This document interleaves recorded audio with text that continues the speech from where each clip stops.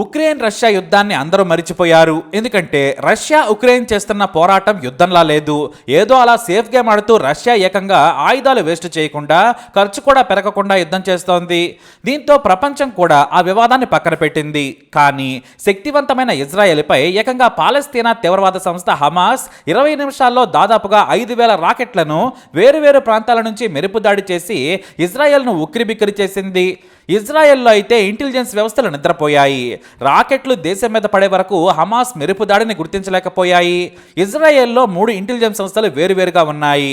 మిలిటరీకి అమన్, ఇంటర్నేషనల్ సెక్యూరిటీకి షబాక్కి తోడుగా ప్రపంచవ్యాప్తంగా గుర్తింపు పొందిన పవర్ఫుల్ ఓవర్సీస్ ఇంటెలిజెన్స్ సంస్థ మొస్సాద్ కూడా ఉండనే ఉన్నాయి.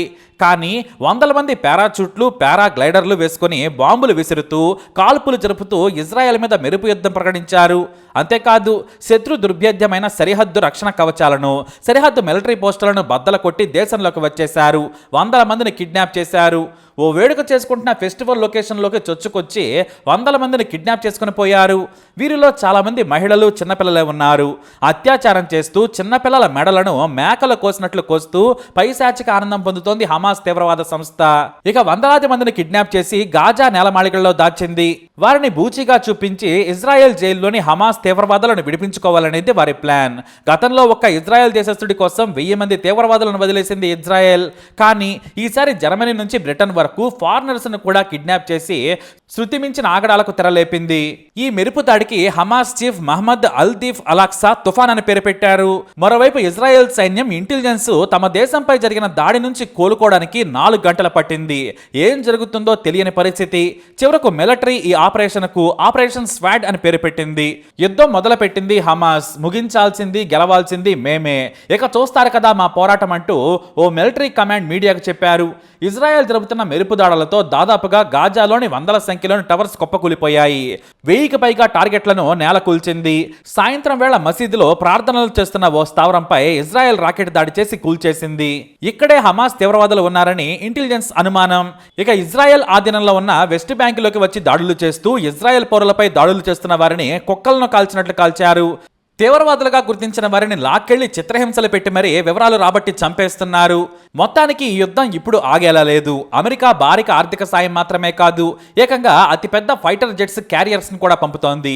ఏరియల్ దాడులతో హమాస్ ను నేలమట్టం చేసేందుకు అమెరికా తోడుగా ఉంటామని హామీ ఇచ్చింది. అంటే ఈసారి యుద్ధం భీకరంగా ఉండబోతుందని అర్థమవుతోంది. అయితే ఇన్నాళ్లు చిన్న చిన్న దాడులతో సరిపెట్టుకునే హమాస్ ఇప్పుడు ఎందుకు ఈ దాడి చేసింది? ఎంతో క్యాలిక్యులేటెడ్ గా ఇజ్రాయెల్ ఇంటెలిజెన్స్ పసిగట్టలేని విధంగా వేలాది రాకెట్లతో మెరుపు దాడి ఎందుకు చేసింది? ఇదే ఇప్పుడు ఇజ్రాయెల్ ముందు, అమెరికా ముందు ఉన్న ప్రశ్న. ఇప్పుడే దాడి చేయడానికి మొదటి కారణం ఒకటి ఉంది. అదేంటంటే 1973 యుద్ధం. సరిగ్గా అక్టోబర్ 6కు ఆ యుద్ధం ముగిసి 50 ఏళ్లు. ఆ యుద్ధంలో ఏకంగా ఇజ్రాయెల్ చుట్టూ ఉన్న అరబ్ దేశాలు ఒకేసారి చుట్టుముట్టి వేలాది మంది ఇజ్రాయెల్ యూదులను చంపేశారు. ఒకేసారి యూదులకు అత్యంత పవిత్రమైన దినంగా చెప్పుకునే అక్టోబర్ 6న దాడి చేశారు. ఈసారి కూడా వారి పవిత్ర దినం రోజున దెబ్బ కొట్టాలనేది మొదటి ప్లాన్. వారికి పండగ సంతోషం లేకుండా దేవుడిని అమితంగా నమ్మే యూదుల ఆత్మస్థైర్యం మీద దెబ్బ కొట్టాలనేది లక్ష్యంగా ఈ దాడి ఇదే రోజు జరిగింది. అంతేకాదు, యూదులకు, ఇస్లాంకు పవిత్ర స్థలం అల్ హరాం, అల్ షరీఫ్ ను స్వాధీనం చేసుకోవాలనేది హమాస్ తీవ్రవాదుల మొదటి లక్ష్యం. అందుకే ఇక్కడే కొద్ది రోజుల క్రితం ప్రార్థనలు చేసి రూల్స్ ని అధిగమించిన పాలస్తీనీయులను తన్ని తరిమేశారు ఇజ్రాయెల్ సైనికులు. ఇది తూర్పు జెరూసలేంలో ఉంది. దీనిని అంతర్జాతీయంగా ఆక్రమిత భాగంగానే చూస్తుంది. అది పాలస్తీనా కానీ ఇజ్రాయెల్ కానీ ఎవరూ కూడా ఆ ప్రాంతంలో ఉన్న నిషేధిత ప్రాంతం కిందే లెక్క. ఇప్పటి వరకు మతం పరంగా చెప్పుకున్న కారణం. అయితే రెండవ కారణం, ఈ దాడుల వెనక ఇరాన్ ఉంది. హమాస్ తీవ్రవాద సంస్థకు ఈ మధ్య $10 కోట్ల ప్రకటించింది. అంతేకాదు, రాకెట్ల తయారీపై కూడా శిక్షణ ఇచ్చింది ఇరాన్ ఆర్మీ. ఇది చాలా రోజులుగా ఉన్నా ఇప్పుడే ఎందుకు దాడికి పురుగొలిపారంటే కారణం సౌదీ అరేబియా. ఇంతకుముందు అరబ్ దేశంగా ఏది చేసినా సరే ఇజ్రాయెల్ ను తప్పుపడుతూ పాలస్తీనా పక్కన నిలబడేది సౌదీ అరేబియా. కానీ సౌదీ ప్రిన్స్ మహమ్మద్ వచ్చిన తర్వాత పరిస్థితులు మారాయి. నాకేంటి, నాకు లాభమేంటి, నా దేశం భవిష్యత్ ఏంటి అనేది చూసుకుంటున్నారు. అందులో భాగంగానే ఇజ్రాయెల్తో శాంతి ఒప్పందం కుదుర్చుకుంది. అది శాంతికి మాత్రమే కాదు, రక్షణ, సంస్కృతి, సాంప్రదాయ సహాయక ఒప్పందం. ఇందులో భాగంగా ఇజ్రాయెల్ తన దగ్గరున్న అత్యాధునిక రక్షణ విమానాలు, రాకెట్లు, ఇంటెలిజెన్స్ పరికరాలను సౌదీకి అందించనుంది. అందుకని ఇక నుంచి పాలస్తీనా వివాదానికి దూరంగా ఉండనుంది సౌదీ అరేబియా. ఇక్కడే ఇరాన్కు కాలింది. ఎందుకంటే ఇరాన్కు సౌదీకి పడదు, రెండు శత్రు దేశాలు. ఇక శక్తివంతమైన సౌదీ కూడా ఇజ్రాయెల్ పక్కన చేరితే పాలస్తీనాలోని ఇస్లాం పవిత్ర స్థలాలు తమకు దక్కవు, పైగా ఇజ్రాయెల్ రక్షణ సాయంతో తమను ఇబ్బంది పెడుతుందని భయం. ఇటు సౌదీ మాత్రం అమెరికా ఇజ్రాయెల్ తోడుంటే ఇరాన్ను మరింత ఒంటరి చేయొచ్చనేది ఆ దేశం భావన. అందుకే హమాస్ని రెచ్చగొట్టి ఇటు ఇజ్రాయెల్ మీద దాడి చేసి పగ తీర్చుకోవాలనుకుంది ఇరాన్. అంతేకాదు ఇజ్రాయెల్ ఇంటెలిజెన్స్ మొసాడ్ ఏజెంట్లు ఇరాన్లోకి చొరబడి ఆ దేశ ప్రఖ్యాత న్యూక్లియర్ సైంటిస్టు మొహసెన్ ఫకీర్ జాదేను చంపింది. ఈ మధ్య దుబాయ్ హోటల్లో ఉన్న మరో ఇరానీ సైంటిస్ట్తో పాటు హమాస్ నేతను కూడా మొసాడ్ ఏజెంట్లు చంపేశారు. కానీ ఎక్కడ కూడా చిన్న క్లూ కూడా దొరకలేదు. 2007 నుంచి సిఐఏ సాయంతో ఇరాన్లోని ఏ న్యూక్లియర్ సైంటిస్ట్ అయినా పరిశోధనలో ముందుకు తీసుకెళ్తే ప్రొఫెసర్గా పేరొచ్చిందంటే చాలు మొసాడ్ వెళ్లి వేసేసి వస్తోంది. అది ఎలా సాధ్యమవుతుందనేది ఇరాన్కు అంత చిక్కడం లేదు. ఇప్పటి వరకు 2007 నుంచి మొత్తం 11 మంది సైంటిస్టులను చంపింది మొసాడ్. అది కూడా ఇరాన్కు కోపం. ఇక హమాస్ నేతలు పాలస్తీనా దాటి ఏ దేశంలోకి వెళ్ళినా వెంటనే హతమైపోతున్నారు. దీనివల్ల కూడా హమాస్ ద్వారా ప్రతీకార చర్యకు దిగింది ఇరాన్. అలాగే ఇజ్రాయెల్ సౌదీ ట్రేడ్ సెక్యూరిటీ ఒప్పందం జరగకుండా ఉండేందుకు ఈ మెరుపు దాడి కారణమైంది. ఆగకపోయినా కూడా కొన్నాళ్ల పాటు ఆగితే చాలనేది ఇరాన్ ఆలోచన. కానీ అమెరికా అధ్యక్షుడు మాత్రం యుద్ధం జరిగినా సరే ఇజ్రాయెల్తో ఒప్పందం చేసుకోవాలని సౌదీపై ఒత్తిడి తెస్తున్నారు.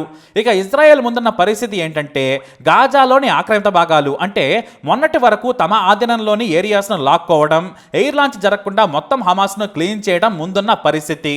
అంతేకాదు జెరూసలేంలోని అల్ అక్సా మాస్క్ని ఇప్పటికే మూసేశారు. వెస్ట్ బ్యాంక్ సరిహద్దులను కూడా మూసేసి మొత్తం సైన్యం తమ ఆధీనంలోకి తీసుకుంది. బందీలను వెనక్కి రప్పించడంతో పాటు హమాస్ తీవ్రవాదులను చంపేసే ఆపరేషన్ మొదలైంది. ఇందులో సామాన్య పౌరులు చనిపోయినా కూడా లెక్క చేయకుండా టార్గెట్స్ పై బాంబుల వర్షం కురిపిస్తోంది ఇజ్రాయెల్ సైన్యం. అయితే గాజాలో బందీలను విడిపించేందుకు మొత్తం సైన్యం హోమ్ టు హోమ్ ఆపరేషన్ చేయాలనుకుంటుంది. తీవ్రవాదులను ఏరివేయడంతో పాటు బందీలను పట్టుకోవడం లక్ష్యం. ఇది రెస్క్యూ ఆపరేషన్ అయినా కూడా ప్రాణాలు పోయినా సరే తమ సైన్యాన్ని పంపేందుకు సిద్ధమైంది. ఇప్పటికే రెండు వైపులా రక్తం ఏరులై పారుతోంది. కానీ హమాస్ మాత్రం మొత్తం యూదు దేశాన్ని ప్రపంచ పటంలో లేకుండా చేస్తామని ప్రకటించింది.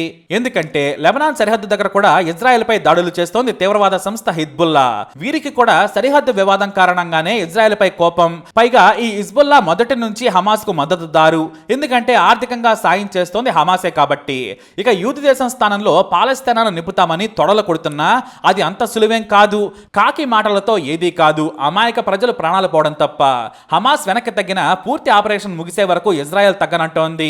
ఇంకా చెప్పాలంటే ప్రజల ప్రాణాలు లెక్క చేయకుండా ఉంటే మాత్రం ఇజ్రాయెల్ ఓవర్ నైట్ లోనే పాలస్తీనా మొత్తాన్ని నాశనం చేయగలదు. వాస్తవానికి ఇజ్రాయెల్ ఇంత కఠినంగా ఉంది కాబట్టే తమ చుట్టూ ఉన్న అరబ్ దేశాలు ఉచ్చపోసుకుంటున్నాయి. మనం కఠినంగా లేము కాబట్టే పాకిస్తాన్ రెచ్చిపోతుంది. మొదటి నుంచి మనం ఇజ్రాయెల్ మాదిరిగా ఉంటే తాడో పేడో తేలిపోయేదనేది వాస్తవం. ఏదేమైనా భారత్ మాత్రం మొదట శాంతి పదంలో వెళుతున్న పాలస్తీనాకు అప్పట్లో మద్దతు తెలిపింది. కానీ తీవ్రవాదం వైపు మళ్ళిన తర్వాత ప్రధాని పివి నరసింహారావు హయాం నుంచే ఇజ్రాయెల్కు మద్దతుగా ఉండడం మనం మొదలుపెట్టాం. ఇక మోడీ వచ్చిన తర్వాత అయితే ఇజ్రాయెల్తో బంధం మరింత బలోపేతమైంది. అది పాలస్తీనా వర్సెస్ ఇజ్రాయెల్ యుద్ధం కదా. ఈ వీడియోపై అప్డేట్స్ కోసం మై ఛానల్ ఫాలో అవ్వండి. అలాగే తప్పకుండా సబ్స్క్రైబ్ చేసుకోండి.